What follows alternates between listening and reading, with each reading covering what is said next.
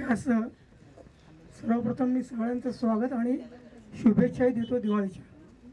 गेल्या 27 वर्षापासून मी पत्रकारितेत आहे आणि मुंबईतल्या क्राईमपासून सगळं रिपोर्टिंग मी मुंबई दूरदर्शन केलं, सामना केलं।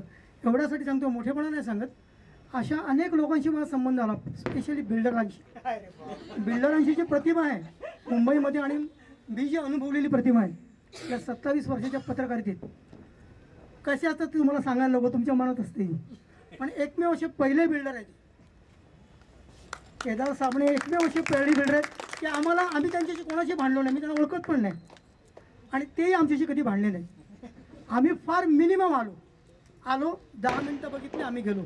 आम्ही त्यांच्याकडे काही मागितलं त्यांनी सांगावं, आम्ही असं करून द्या, काही मागितलं नाही, त्यांनी काय बदल केले नाहीत। कारण आम्हाला जे पाहिजे होतं, आमच्या मनात जे होते, आम्हाला जे सॅटिस्फॅक्शन होतं तेच त्यांनी सुरुवातीलाच दिलं आम्हाला। आणि कसलाही आवाजवी वास्तव म्हणजे बोलतात ना अपेक्षा त्यांनी आमच्याकडनं ठेवली नाही, आम्ही त्यांच्याकडून ठेवली नाही। त्यामुळे काय भांडण्याचा प्रश्न नाही किंवा जास्त लाळघोटे करायचा पण प्रश्न नव्हता आमच्याशी त्यांची। इतका चांगला माणूस आम्हाला पहिल्यांदा बिल्डर भेटला। सो सगळ्यांनी तुम्ही टाळ्या वाजवा खरोखर, नाही तर 25-25 वर्ष तुम्ही बघितलात ना कोरेगावच्या पत्रजाळीचं आणि अनेक मोठे असं आम्ही ते जवळून बघितलेलं आहे। 25-25 वर्ष प्रकल्प रखडलेत, लोक रडकुंडीला आलेत, माणसं मेलीत, पिढ्या गेल्या पिढ्या। एकमेव असा बिल्डर आहे ज्याने ते काय ते आपलं कोविडमध्ये आम्हाला तर वेळच नव्हता बिलकुल, पण कोविडमध्ये काम चालू ठेवलं यांनी। काही लोकांनी बाड बिस्तरे गुंडाळले कोविडमध्ये, लोकांना फसवलं बिल्डरांनी। पण एकमेव मी म्हणजे मोठेपणा म्हणून नाही, खरं वास्तव आहे। आणि दुसरे आमचे कुलकर्णी साहेब मगाशी काय बोलले, त्यांच्या डोक्यात राग बिगे तसं काय नाही, ते किती स्वीट आहेत आम्हाला माहिती आहे।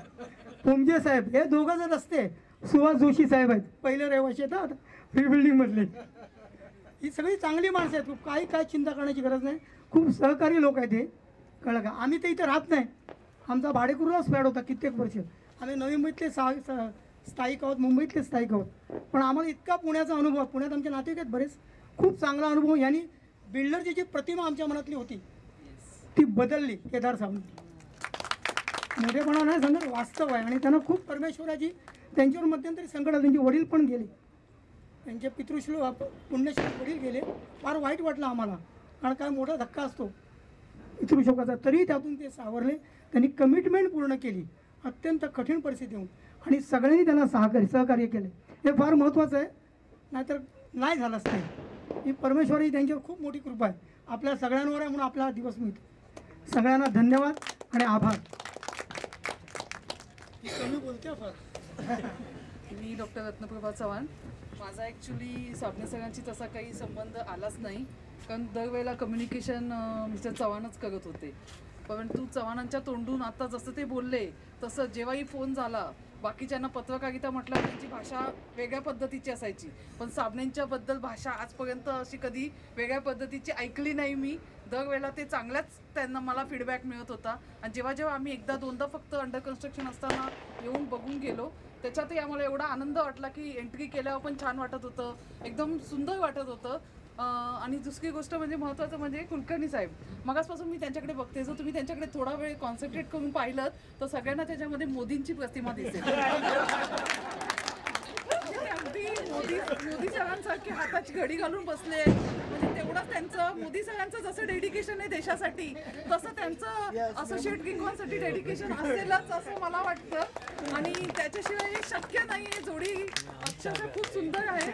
नाही, मला जाणवलं मग अशी माझी बहीण म्हणाली ते मोदी सारखे दिसत आहेत बघ, आणि मी खरंच पाहिलं ना त्यांच्याकडे, ते बसलेले पण तसेच, आताही तुम्ही बघाल मला इकडून मोदी साहेबच दिसत आहेत।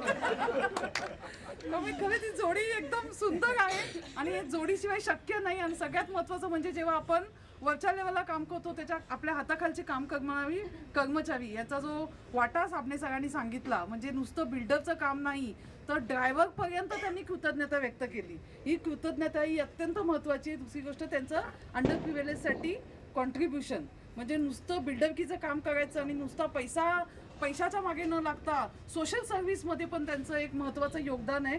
त्यामुळे त्यांचं खूप खूप आभार आणि थँक्यू, गॉड ब्लेस यू।